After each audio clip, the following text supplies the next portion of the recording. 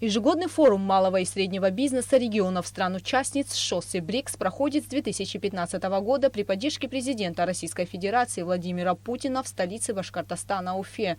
В этом году в нем приняли участие около 2500 представителей органов государственной власти, бизнеса, экспертов и общественных деятелей из 30 стран мира. В рамках форума в общей сложности состоялось 24 секции, которые были посвящены вопросам оказания поддержки и развития малого и среднего бизнеса, безбарьерного сотрудничества, усилением позиции экспортно ориентированных предприятий по вопросам логистики, сертификации, таможенного оформления. В рамках форума состоялось подписание соглашения о сотрудничестве между торгово-промышленными палатами Абхазии и Башкортостана.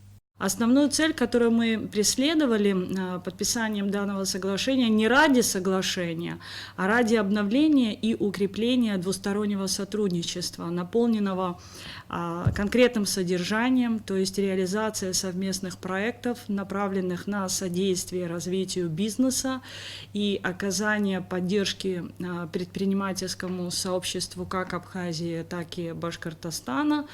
И, конечно же, с целью увеличения товарооборота между нашими республиками. Кроме того, состоялись встречи с коллегами из торгово-промышленных палат различных регионов Российской Федерации, на которых обсуждались вопросы двустороннего сотрудничества. Обсуждались вопросы о возможности открытия представительства ТПП в Уфе.